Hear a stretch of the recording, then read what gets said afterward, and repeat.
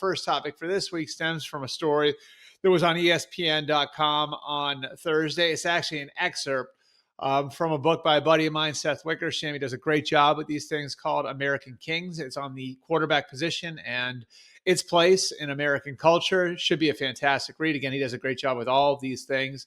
And in the excerpt that was released on ESPN.com, there was a story of Caleb Williams basically saying that he didn't want to play in Chicago, or his dad getting word to the Bears that he didn't want to play in Chicago ahead of the 2024 draft. It was also in there that Caleb potentially was looking at the idea of playing in Minnesota. Now, over time, and this is something that I was reporting on at the time too, Caleb Williams and his camp did investigate the idea of trying to pick their spot. And really, after going through it, what they realized was it probably wasn't feasible. And I don't think Caleb wanted to be the bad guy. I think that was a big piece of this, was you're starting your NFL career. I'm not sure that he wanted to be the guy who forced himself away from one of the NFL's flagship franchises. So it never came to pass. But I do think there are a couple of things to pay attention to here. First, it's the Caleb Williams Chicago situation in a vacuum. And I think if you look at some of the reasoning that Caleb Williams had for shying away from playing for Chicago, some of them have come to fruition. And, I've always felt this way, and I feel this way now the same way I felt this way 10 years ago, that too often we do not take enough into account the situation that a quarterback is going to and the role that it plays and whether or not he makes it.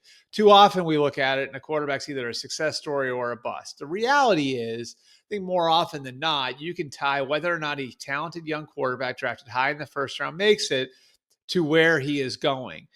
I think it's very, very, very rare that a quarterback at 22, 23, 24 years old is good enough to overcome bad circumstances. The one example that I can think of is what Andrew Luck went through in Indianapolis at the beginning, and that he was able to make the playoffs in 3 straight years and progress another round further in the playoffs each year, wild card round, then divisional round, then AFC championship round, while the regime there was to some degree crumbling, while he was dealing with some moving parts on the coaching staff. And so that's the one example. But other than that, I mean, look, like maybe Patrick Mahomes would have made it anyway, but he goes to Andy Reid. He's playing in an offense that's already got 2 established tackles in Eric Fisher and Mitchell Schwartz. He's throwing to Tyreek Hill.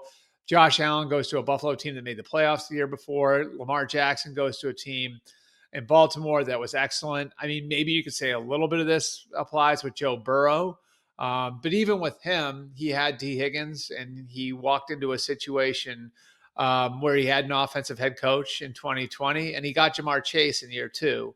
So, I think more often than not, we can tie quarterbacks to their circumstances. So if you want to reverse engineer that, if you're a quarterback, and athletes are more empowered now, athletes are being paid in college, it would make sense that at some point somebody would say, I want to be in position to go into a great situation, so I'll have a better shot at getting a second contract, which is what all these guys are looking at, which the quarterback position could be $50 or $60 million per year.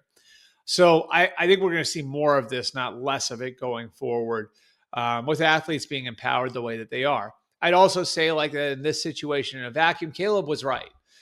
Caleb was going to a place where the coach was on his last legs, and Matt Eberflus wound up getting fired in November of last year. And I think really, if you